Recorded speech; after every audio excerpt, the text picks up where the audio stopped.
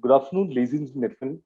I welcome you all to yet another webinar of Steelman's Engage, a 5-day webinar series covering a broad spectrum of topics, ranging from iron ore and coal to ferrous scrap and steel.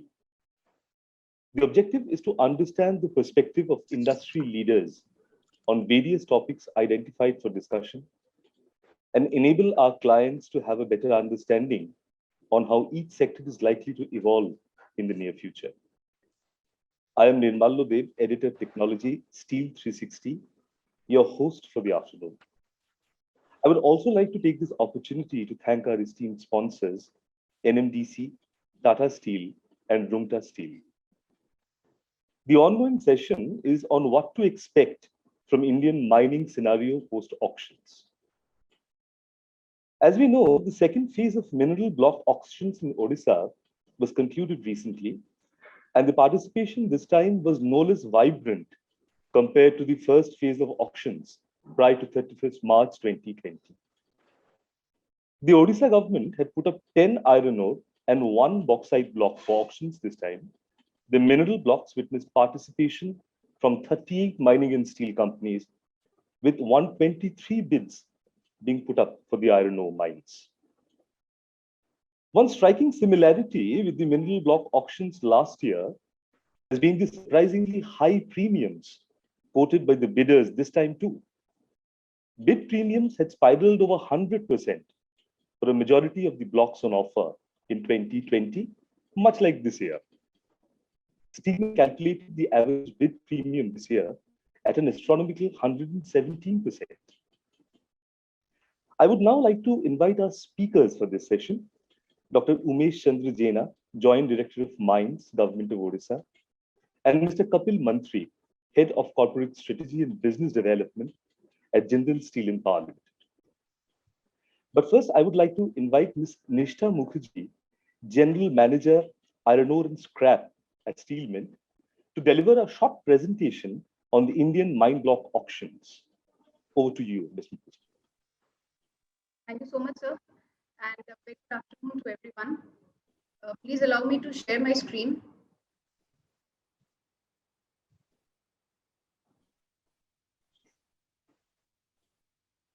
I hope my screen is visible to everyone. Yes, it is. So before we start analyzing how has the responses been in the recent mine block auctions 2021, let's have a quick recap of the mine block auctions conducted in the year 2020. So let's have a quick look at the status of auctions conducted in 2020. Talking about Odisha, 19 iron ore, including those of iron ore as well as manganese ore mines, were put up for auction from Odisha. 2 mines, Guwali as well as Jilling, were allotted later to OMC, following which they resumed operations. 3 mines which could not commence operations in that round were re-auctioned in the second phase. So in total, if we see, 16 mines had started production. Now let's have a close look at the status of the mine block auctions conducted recently in the year 2021. First, let's have a quick look at the auctions conducted in the state of Odisha. As we all know that 10 iron ore mine blocks were put up for auction in this round, out of which 9 fetched active responses. Vedanta Group led Electro Steel Steels bagged 2 mines and Rumta Mines won 3 mining blocks. Tata Steel won the Gandhalpada iron ore mine block at a premium of around 141%, and JSPL won the Kasia iron ore mine block at a premium of just above 118%. Apart from that, 1 iron ore mine block, the Tehrai block auction, was annulled due to limited participation, and hence, out of the 10 iron ore mine blocks auctioned in Odisha, 9 were auctioned successfully. Coming back to the other states that have also witnessed auctions in the year 2021 are Chhattisgarh. 4 iron ore mine blocks were put up under the hammer, out of which the process for 3 have been put on hold, and only the 1 mine block auction process is continuing as of now. 1 iron ore mine block from Jharkhand was also auctioned, the Ajitaburu iron ore block. However, due to some litigations, the process has been postponed. Talking about Karnataka, 8 C category iron ore mine block auctions have been conducted, and rather it's still ongoing in Karnataka. So yes, these were the updates for the mine block auctions which have been made so far this year. Now let's have a close look at how the production volumes have changed in India, pre-auctions and post-auctions. So if we talk about the pre-auction scenario, we have seen a significant drop in Odisha's iron ore production from 145 million tons seen in FY20 to just 107 million tons in FY21. Pandemic woes, transfer-related issues from existing mines to new mines, exchange of hands, and logistical constraints were some of the key factors that resulted in lowering of iron ore production volumes in FY21. Lowering of production from Odisha actually pulled down the total volumes of India's iron ore production from 245 million tons in FY20 to just around 204 million tons in FY21. So that was all that I had to present. Over to you, Nirmalya sir. Yeah, thank you, Ms. Mukherjee, for that short and succinct presentation. Let me now turn to our esteemed panelists. Dr. Jaina earned his PhD in mining engineering from Collins University in the United States. Currently, he is working in the Department of Steel and Mines, Government of Odisha, and is presently posted as Joint Director Mines, cum State Head, ITPME, Bhubaneswar, in the Directorate of Mines. He has held several posts in different districts of Odisha since 1987. Dr. Jaina was chosen as one among 20 inspirational personalities of Odisha in 2019 by Interview Times. I would request Dr. Jaina to share his insights on the recent mineral block auctions in Odisha. Over to you, Jaina sir. Thank you, and good afternoon to everybody. In fact, the details has been shared already by Madam Sarmishta. In fact, Odisha is the pioneer state who has successfully auctioned the iron ore blocks, and for us, nothing post-auction. The post-auction phase is pre-auction for the next phase of auctions. So we are preparing for another 5 blocks right now. Of course, no iron ore manganese mines included in those 5. And after that, we'll go for 14 minor mineral blocks. And thereafter,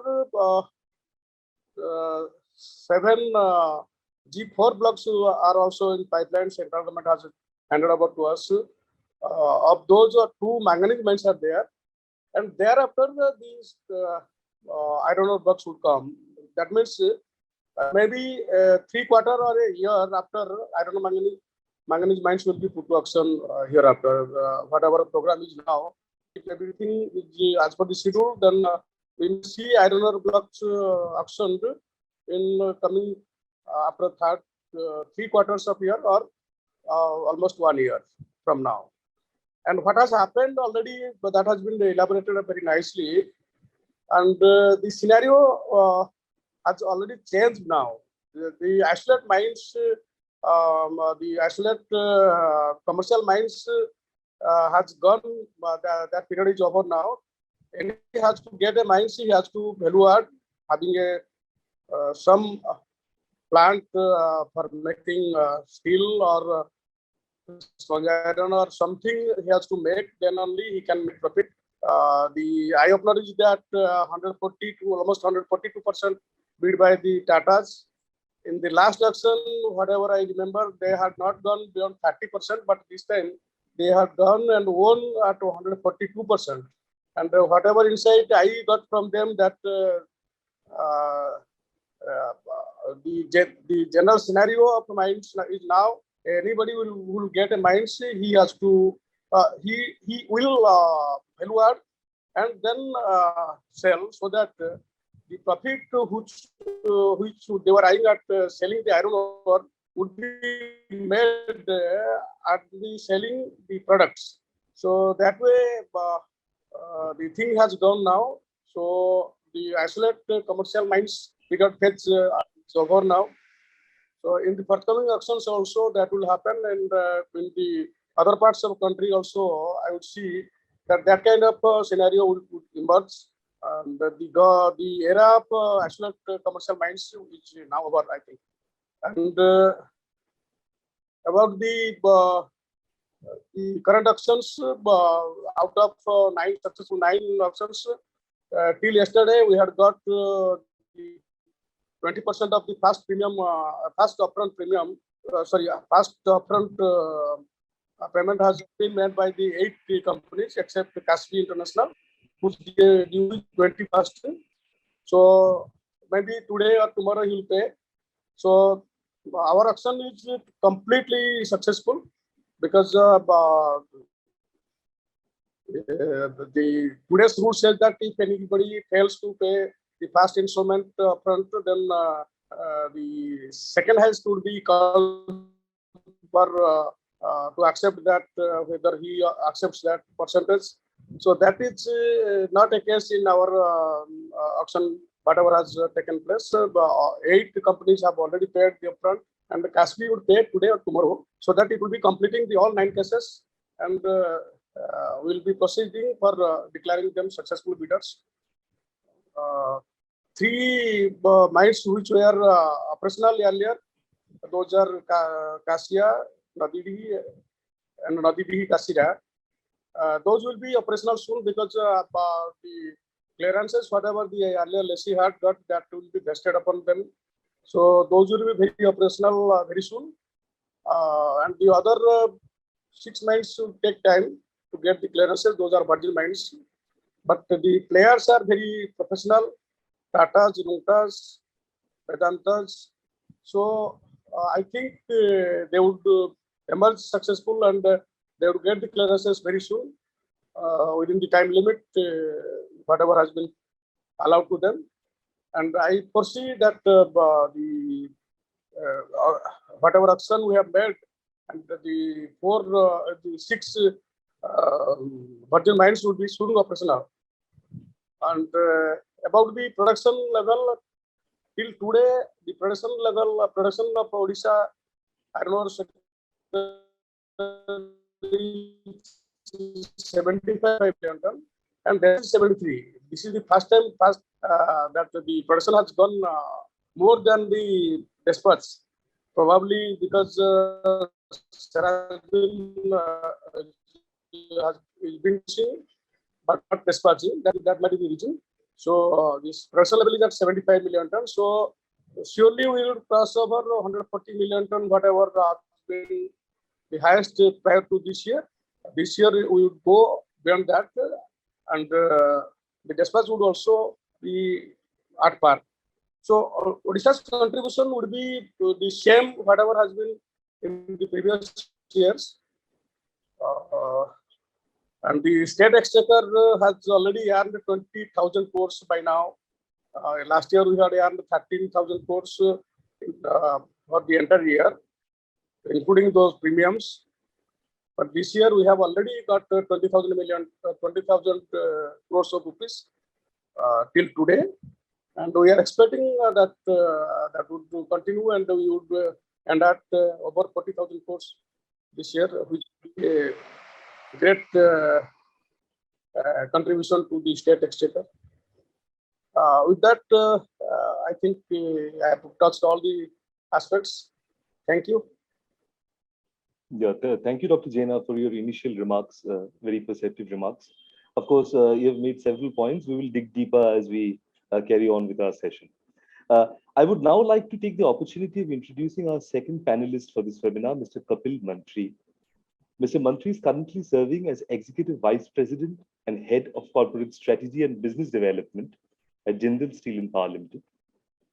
He heads corporate strategy, merger and acquisition, new business development, mineral auctions, and fundraising, among various other responsibilities. Mr. Mantri is a managing committee member of PhD CCI and co-chairman, National Council on Power, ASSOCHAM. He also actively engages with various industry bodies and associations, including CII, IPPAI, Association of Power Producers, and Sponge Iron Manufacturers Association. Mr. Mantri has been associated with JSPL for more than 11 years.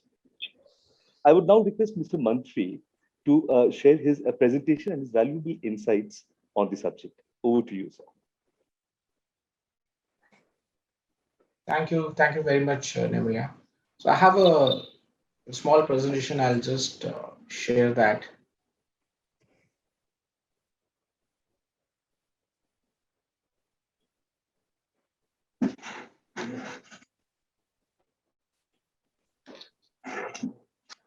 Good afternoon, everyone. Thank you, Mr. Jena and Nishtha, for valuable insights, your presentation, and thanks to Steelmate for having me here to share my thoughts. I have a very crisp 5-6 slides presentation so that we can have a structured discussion.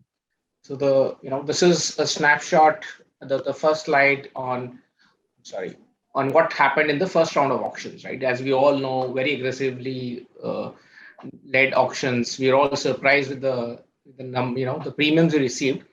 And I think two interesting insights here is one, there has been enough shortage in production in few blocks, and they've been asked to pay a huge penalty, right? So roughly, I think they've been served with the demand of 8,500 odd crores for 4, 5, 6 miners who could produce as per the requirement, right? Interestingly, when the bids happened, a lot of people were of the assumptions, okay, there will be some shortcuts, we'll be able to work out something, etc., etc. But I think the state of Odisha was very clear. You've taken it, you deliver what you promised for, right? And the second point is there that if you see on the failure side, it's largely the merchant players who failed compared to the captive guys, right? So there is some cushion available with steel players compared to the captive players who have to actually mine and sell in the market. This is the slide on the recent auction which has happened, right? I mean, Nishtha gave a good background of everything. 10 iron ore blocks, 6 out of which were Greenfield, 4 were Brownfield, 8 out of 9 blocks were for captive, right? So essentially, so first round, second round, right? The premiums. So what is clear now? One, the premiums are high, right? So this is a new norm. 100% premium is like the base, and that's something which we like it or not, we have to adjust to. The second is that captive players, right, be it pellet plant players or steel players, are likely to be the bidders, because for merchant player, it's actually impractical for one merchant player to bid, even close to 100%. Forget going above. So those are the two things which I wanted to bring this year. Now, clearly the demand for iron ore is much higher, right? Given that the steel cycle is good for last 6-8 months, a lot of companies are on expansion plans, and almost every player has announced their expansion plans. Few have started working. So as per national steel policy, India expects to produce 300 million ton by 2031, out of which it is also expected that 100 million ton to come from Odisha itself. So clearly there is huge additional requirement of raw material, especially iron ore, which we have fortunately. And that's where the opportunity lies for the state government to bring in more auctions in place. So this is the government of India has released the list of 100 blocks which are G4 level explored, and wherein which are likely to be auctioned near future. Unfortunately, there's no iron ore block in case of Odisha. So that's something maybe Odisha government can work and figure out and explore if there could be some of. I mean, Mr. Jena mentioned about some planning for future auctions, but this is an area having obviously tasted the huge revenue gain to the state of Odisha. I'm sure they would also be keen. I think there is a good demand right now for iron ore blocks. There are people who still have unmet demand. So the more and more iron ore blocks are auctioned, I think it's good for the industry, good for the state. Now, I think this is the key slide I wanted to present, right? So what are the implications of all of this? So one clear implication in my mind is this has created huge barriers to entry in setting up large steel projects, right? So India has only one competitive advantage, in steel compared to anywhere in the world. I mean, obviously one is the market, which is obvious. But apart from that, we have good iron ore reserves, which was historically available to steel players and pellet manufacturers at a reasonable prices. Now, given that these kind of premium are in place, all the future iron ore auctions are to happen only through, I mean, availability will happen only through auctions. The merchant miners are consistently reducing, right? Effectively, Odisha, OMC will remain the only merchant player in the state of Odisha, right? So essentially what all it says is there are huge barriers of entry for anybody to set up a steel plant. I'll be highly surprised if any new player comes and invests in steel now, especially in India, right? It will be only the existing players who will expand because they're into that business. Not a great situation for the country to be in, because if there is a constraint on the supply side, it's not a situation we want, but definitely a very good situation for the state of Odisha because they will earn good margins. I think reasonably good situation for the existing steel players, even though their cost increases.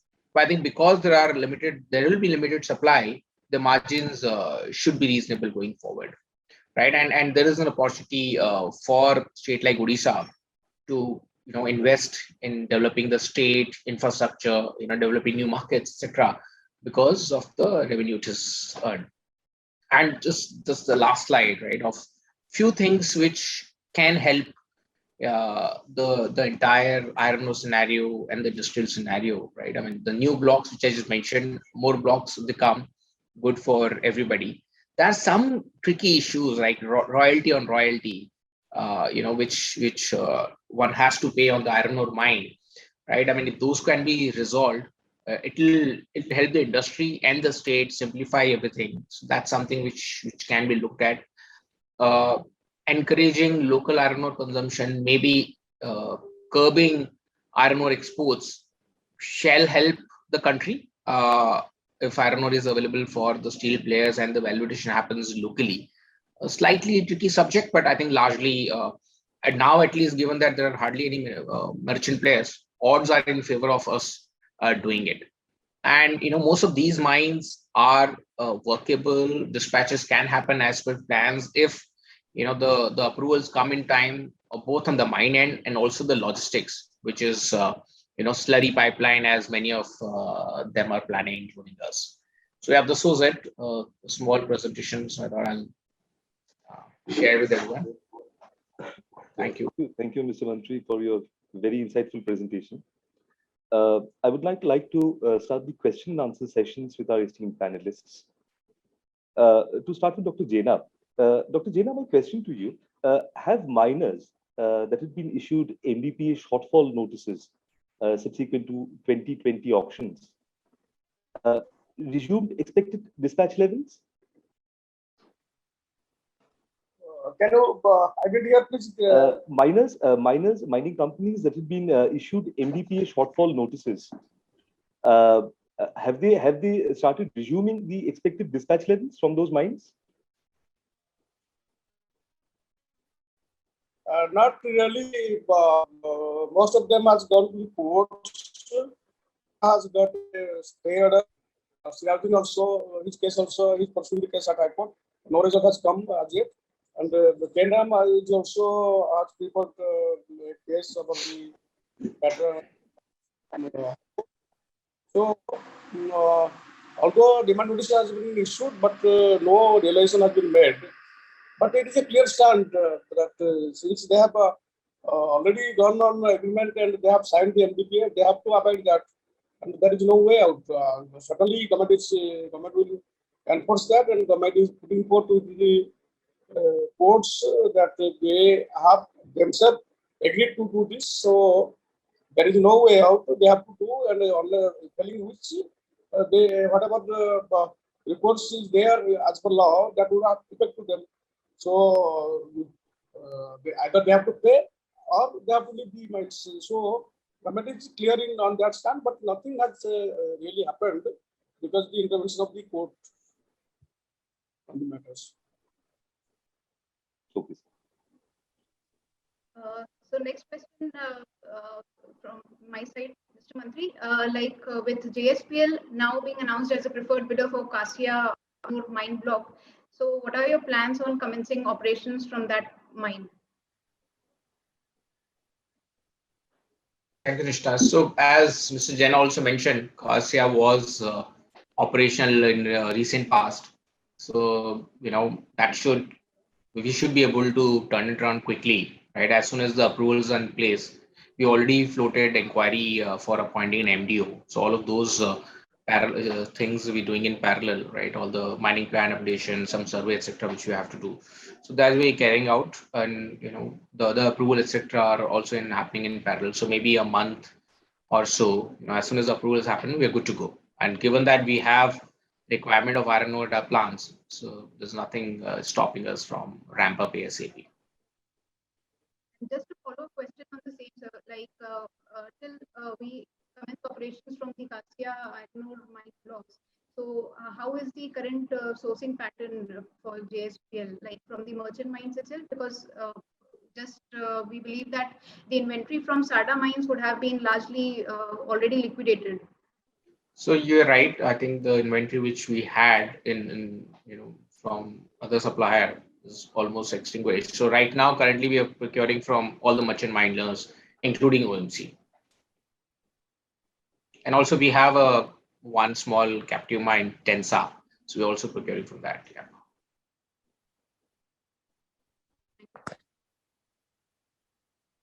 Yes. Dr. Jaina, again, I would like to come to you.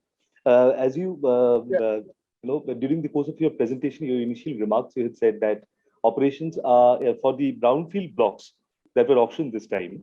So mining operations from those blocks will commence soon. Can you give us a timeline as to when operations will commence?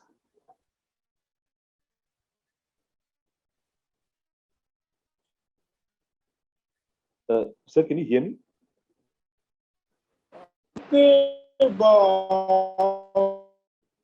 One month from now, it should be accepted. So this should be a starting operation. We'll allow 15 days for action.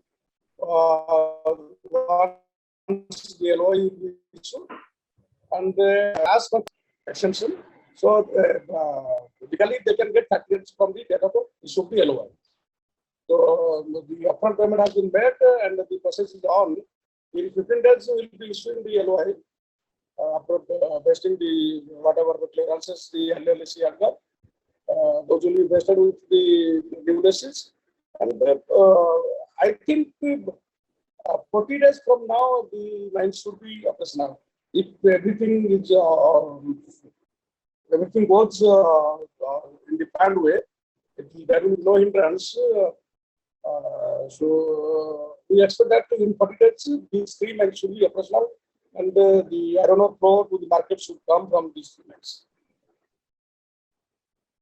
That is the latest timeline, whatever I am thinking. It may be certain also. Correct, sir.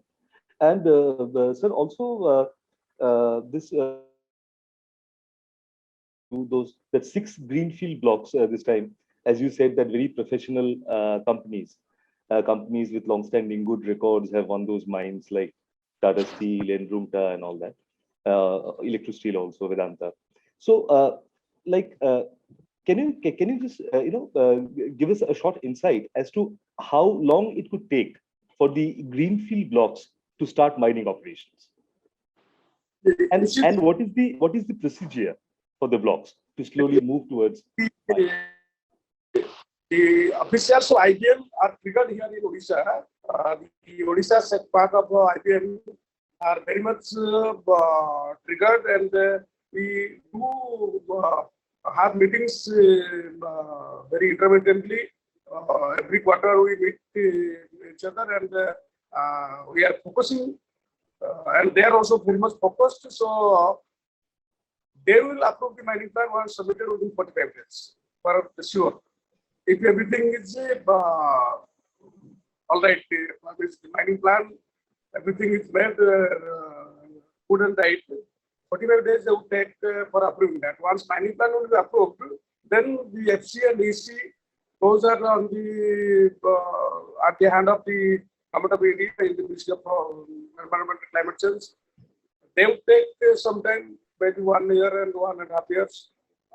Even more they take upon, but I think these are auction leaders and these are at the hand of the professionals. So they would take 1.5 years time, and the surface light, etc., would take another 1 year time. Time has been allowed as per law, and I think it is quite possible. Seeing the experience of the persons who have got the leases to auction, I think they can apply.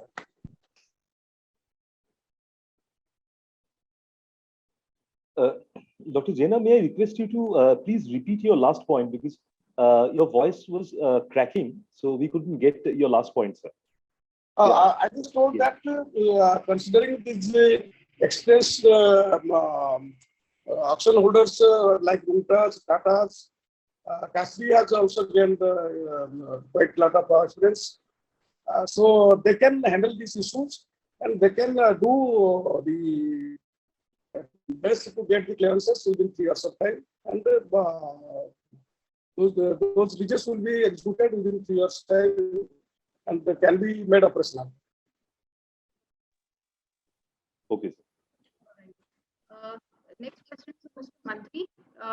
Sir, how do you see the development in case of the slurry pipeline, which was under the plans of JSPL to be set up between Barbil and Angul, which would surely be a cost saver measure on the logistics part? Trisha, that's obviously a very important, slurry pipeline is very important part of the logistics, and also to make these high premiums viable. Right? This 118% actually makes sense only if we have some savings on the logistics, right? Apart from some quality which is there.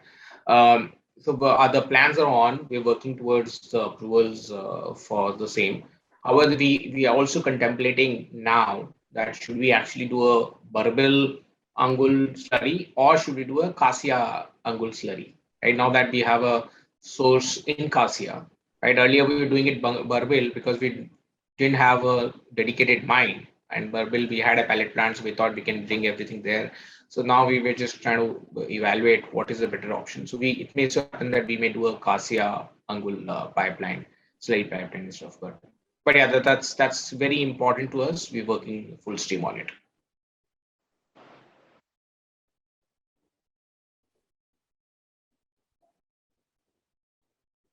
And actually, my next question to Dr. Jaina has already been answered during the course of his initial remarks, that it will take about 1.5 years for any new iron ore block to be auctioned in Odisha, sir. Pardon? The next auctions from Odisha, iron ore blocks, will take at least maybe quarters after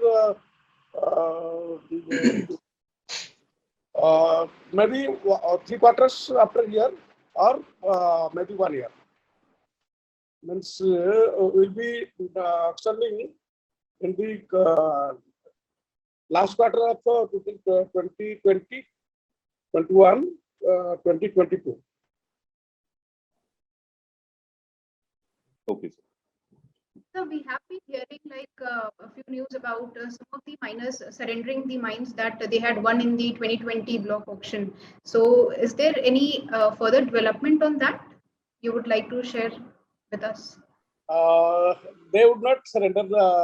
Last time I got a thanks message that from the JSW because I had very much resisted that why you are surrendering. Don't surrender like that. I had counseled them, and I got a thanks message from the Apex. So I think they will not. They are not proposing for surrendering now. And Mr. Mantri, what's your take on the National Mineral Index? What are the recent developments that you would have heard of recently? So I think, Nishta, I'm sure we all hear from the same source, which is media. I think the long story short, not going to the name and semantics of it, I think simplification, consistency is what everybody is looking for, right? I mean, there are some flaws in the IBM pricing today. And I think somebody also asked a question, very valid question in the chat box, that what will happen if the merchant is reduced? How will the IBM price be calculated, right? But the current IBM pricing calculation is actually essentially basis the non-captive sales. However, merchant will actually not be wiped out. It's just that OMC will be the effectively only player, barring a couple of other small players. So IBM price will then effectively be the OMC price, right?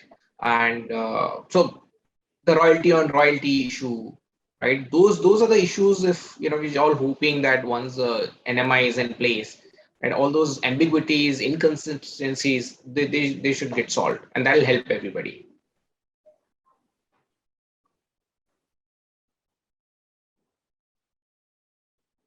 Yes, sir. So, Mr. Mantri, my question to you about the NMI thing, as you said, the ambiguities will be cleared once a national index is adopted for iron ore and also other minerals, especially the royalty or royalty issue. So, my question to you is because we have a model for the NCI, the National Coal Index, on which all other national indexes are being modeled according to the Ministry of Mines.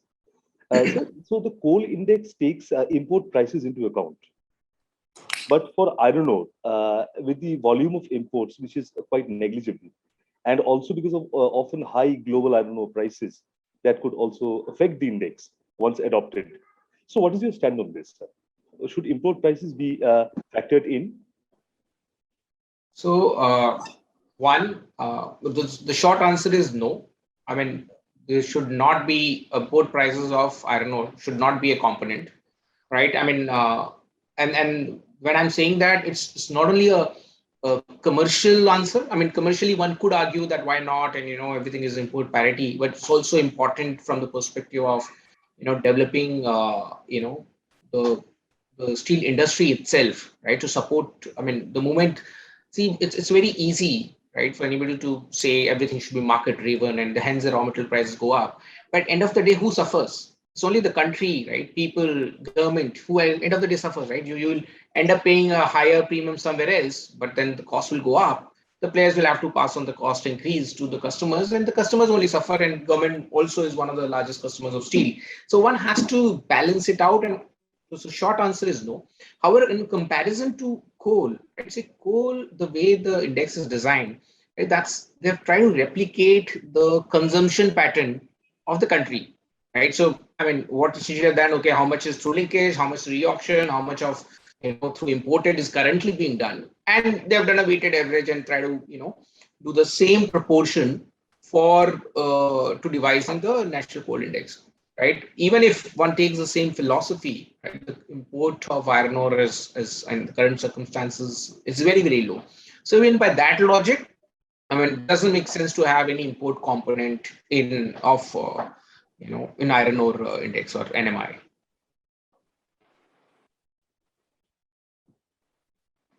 And Dr. Jeda, what are your views about a national mineral index? Do you think it should be adopted?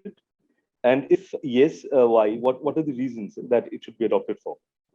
I have very little comment on that. Whatever is going on, I think the control is with the lessees, because based upon their figures, whatever they put in their returns, the ASP is calculated by the IBM and published every month. That is at the hand of the lessee. Primarily, they input the prices, whatever they like, and on the basis of that, the ASP is declared. And on that, the rest is done, the royalty, etc., are collected on that basis on that.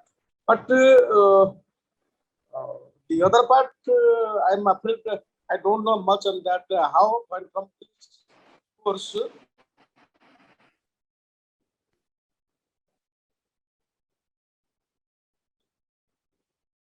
I think the line has tripped for Dr. Jena. Could be a momentary problem. Yes, sir. So till then, maybe start with the Q&A from the audience side. Yes, sure. Sure, but before that, I had a question for Mr. Mantri. So, Mr. Mantri, like, as you know, the Odisha government has written to the Ministry of Mines previously, expressing its reservation about adopting NMI with retrospective effect, which the government said would benefit the successful bidders at auctions. So, what is your take on this, sir? So I think fundamentally, right, anything being done in retrospective effect has a lot of implications, and it, in general, shouldn't be done. And if there is a strong reason for one has to do that, it has to be seriously evaluated, right? I mean, everybody. So none of these premiums are, technically, are actually logically making sense, right? Everybody is. I mean, we all find reasons and ways to justify it, right? Okay, okay, we're happy. So JSPL is happy that we got it 1.18 because other mines which are not so good went on much higher. I mean, is 118 attractive in isolation? No, right? But so I think the point I'm trying to make is people have made some certain assumptions. If any policy change and those assumptions anyway loss making, right? On the iron ore mining itself, right? End of the day, finally we make some money in the steel and we take an assumptions, okay, iron ore hoga to steel banega, and let's maybe there's some cross subsidization assumptions like iron ore mein kuch lose karenge, steel mein will make it, right? So those assumptions, if they make it worse off, then anything like that will be clearly objected. So ideally makes sense to do things from prospective basis only. Yes, sir. Thank you. So I would now like to take a few questions from the audience. Patient participants who have been waiting to put forward their questions. They surely want to get them answered. Sir, we have touched upon this. Is Mr. Jena? Yeah, I got just disconnected. So I'm connected now. So we are happy to have you back. Is it okay at your end? Yeah. Okay, sir. Yeah, I'm connected now. Fine, thank you, sir. Yeah. What I was telling that I do not know much on the mineral index actually. The source from where the rates they would derive, that I do not know much. So if at all it happens, it's good, but I don't think that losing the control over that by the lessees would be a good option. But it is left to them, the good sense prevail upon them. Now, whatever the rate they are putting in, that is getting averaged out and that is getting published. And in the mineral index, I think the prices would be derived from the sale effect, means the steel rate back calculated to the, I don't know, like in case of the bauxite. London Metal Exchanges, they calculate the sale price of aluminium back to bauxite. So that kind of thing, if it will happen, then it will be beyond control of the lessees. That is one aspect. But since it is now a uproar and every lessee is demanding that, it is left to them. If the government of India accepts that, it's fine and good. And if it doesn't also, it is good for us. Yes, sir. Got your point, sir. Yes, absolutely. And sir, to Mr. Mantri, my next question, of course, come from one of the participants in the audience. So we have been discussing about this as Mr. Jena also in his initial remarks, you also, sir, in your presentation. What is the future of merchant mining? Is the game over for merchant miners? So in my view, yes, game is over for merchant miners in most of the minerals. Right? It's not only iron ore, because so these high premiums are reality now. I mean, unless a theoretical assumption, unless there are too many mines, which is not the case, right? We have handful of mines will come in next auction. The steel players still have a lot of unmet demand. Tata Steel, for example, will have huge demand coming up in 2031, right? Once their mines expire, JSPL has a lot more demand. So are other players. So and merchant miners cannot be competitive at these kind of premiums. So clearly, merchant miners are out definitely in definitely in iron ore, and so is true for some other minerals, right? For example, limestone. Those are also very competitively fought now, and the same thing applies there. There was recently an auction of limestone blocks in Chhattisgarh, and not the subject, but just to give a glimpse, the winner got it at 150% premium for one of the mines. Now at those premiums, I mean, obviously nothing makes sense. The only way it makes sense is, okay, limestone hoga to clinker banega and then cement banega, and I'll make money there, right? So this creates two things. One, merchant mining for these minerals is over, and the second, it's very difficult for a new player to enter these businesses. And not that they're anyway attractive, and then these barriers to entry make it even worse. Absolutely, sir. Yes.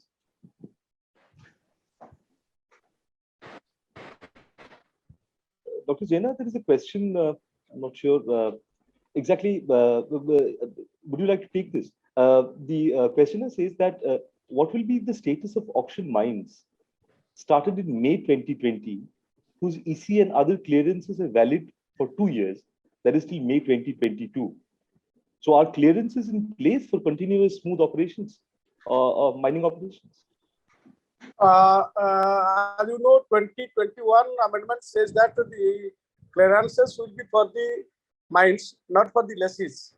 Irrespective of the owner, the clearances, whatever has been the environment clearances or the forest clearances, once issued, will be for that mines, and it will continue till the mineralogy exhausted from that leads.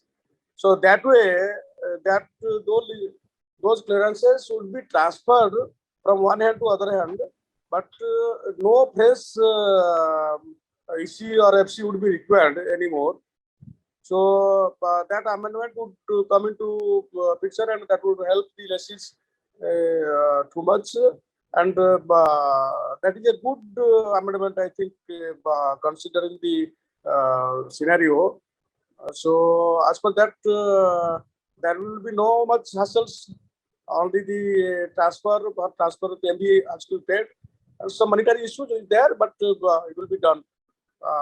Not like the getting one phase from running from pillar to post and getting it taking too much of time. Now people have to pay some fees and get the clearances, whatever has already been issued in respect of that list, transferred in the name of the new list. That's all. Okay, sir.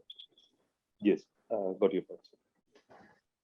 So next question, I would like to, Mr. Mantri to answer. It's a very interesting question also. Of course, I would like to get back to Dr. Jaina also on this later. If merchant mining has been reduced to minuscule, then what about the IBM, and what about the relevance of IBM prices? So merchant mining, one will not reduce to minuscule. It's OMC will be effectively the only player, right? Unless this OMDC comes up and they have a couple of mines. So it will be largely public sector companies. So IBM, in my view, will now become equivalent to more or less to the price of OMC, right? I mean, the balance C, the other miners also may sell 5-10% here and there, even though they're largely all captive players. Maybe somebody may have some surplus, somebody may have some deficit at times. But essentially, this will be equivalent to OMC mines, OMC prices. Yes. So, Dr. Jain, same question to you, like as Mr. Mantri correctly pointed out, that OMC. So, sir, OMC is the largest merchant miner in Odisha, and so OMC auctions, sir. Those auctions will now assume great prominence, as of course the auctions already are seen as price setters, but now they will attain more prominence that other merchant players have been wiped out or are in the process of getting wiped out. You see, by the time elapses, those will be lapsed, because whatever the merchant mines have got the leases, by the passing time, those will be terminated and those will be put to auction. And once will be auctioned, the premium would be like this, whatever has been seen in the past, and it go to a person who would add value to that, and that person must not be or might not be a merchant miner. So merchandising of iron ore has already outlived as it is seen now. And about the prices, yes, the government companies should have the leases with them. OMC would be there, NMDC would be there, and OMC would get further leases also, and which the leases which are already held will be extended, and on extension they would pay 150% of royalty, and the sale and other companies who had got the captive leases, they are also allowed to sell whatever remnant they would like to sell. And if they will sell, then they also would have to pay 150% of royalty additional in case of fines, and 200% of royalty additional in case of lumps. So those are the provisions which have made. Very recent amendment 2021 has come, allowing all these activities. So I don't think there would be very much shortage in the market. Yes, of course, the prices would be controlled by the miners. OMC is putting auction, the prices are coming up, and once whatever prices comes up, that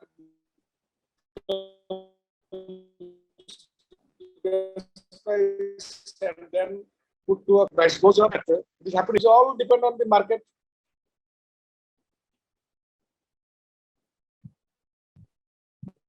Yes, sir. Okay, sir. Yes. My next question to also coming from a participant to Mr. Mantri, you have already spoken about the slurry pipeline, sir.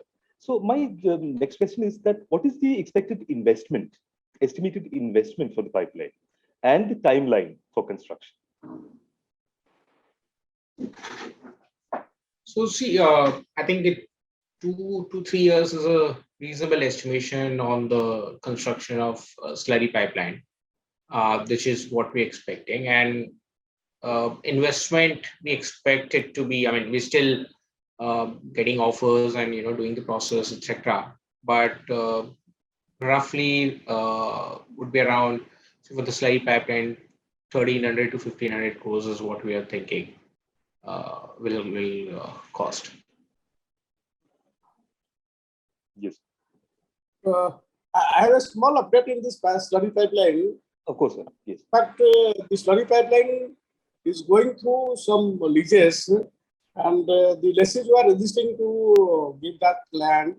So and Tatas have come to government for intervening, and that was put to a high-level committee, wherein the Chief Secretary was very much pleased and very much satisfied that these people are putting this kind of activities, which would be very socio-economic friendly and environment friendly. So it will be to be spent for transporting without concerning the environment around that place where it will be transported. So he specifically asked to facilitate that. Following which, our principal secretary took up a meeting with all the lessees along with this JSPL, ISPO, and JSW. And on that day, it was very precisely told to all the lessees to bear with this, and they have to spare the land. Even Sirajuddin was heightened on that because of his remarks. So the government of Odisha is very much keen on establishing all this, and Subsecretary has asked all the departments whoever would be required to be giving any clearance, etc., to expect those cases for seeing the smooth establishment and functioning of the slurry pipeline. So this is the government's motive on this. So I think I would share it to all the public. So government of Odisha is very much keen for establishment of these storage pipelines and functioning of these storage pipelines. So thanks for that update. Yes, that was a very relevant update, actually. Yeah. My next question to Mr. Mantri, that came from a participant, of course, a very generalized question about the market, that high volatility in iron ore and coal prices. But it's quite ironic that India has such huge reserves of iron ore and coal, but the volatility in prices are affecting small mills. So what is the reason for this? What is the real reason? The global market, the China impact, or certain structural problems in the domestic industry? So the volatility is coming from international markets clearly, right? And to whatever extent possible, the Indian markets follow it with the lag, right? In the same direction, not to the same number, but in the same direction, right? And internationally, a lot of things have happened. At one point of time, there was huge demand of iron ore in China because of their capacity going up and the consumption actually, not capacity going up, but consumption increasing, and the production went up, which pulled up the prices. And then now, I mean, that started with iron ore, and said now obviously the coal and entire energy basket is at high prices, right? So it's not only coal. I mean, the gas prices in Europe are at insane levels. The electricity prices in Europe are at such a level that people have shut down their plants. I mean, China, obviously, there's a huge shortage of electricity, and hence, there's a production which has actually led to increase of other commodities, right? For example, aluminium, steel, even textile, some PVC, right? They've all skyrocketed now because of them going up. Prices internationally, right? The production and demand for them has gone up, which further has implications of more demand for electricity. And in India also, the couple of aluminum players have to buy power from the market. So this is a whole cycle which we have seen in very interesting times, right? We never thought electricity could be a global play, right? Which we always thought electricity is a local play. But in this time, electricity has shown itself as a global play, right? There's a shortage of electricity in China, and which has led to an increase in electricity demand elsewhere. So yeah, interesting times. No one knows honestly till when it will last. No one actually knew 6 months ago that this kind of thing can happen. So we're also watching as all of you. But obviously the craziness should subside. It's what we believe. And prices will stabilize as we go on. So that was a very perceptive answer, sir. Thank you so much. Well, I think that was the last question we could take for this afternoon. Due to, of course, time constraints, we have to bring this webinar to a close now. Again, a big thank you to all our esteemed panelists, Mr. Mantri, Dr. Jaina. Thank you both very much. And of course, those patient participants who attended the session. Also, we would like to extend our gratitude to our supporting associations, International Steel Association and Steel Users Federation of India. Ms. Mukherjee, thank you very much for your nice presentation.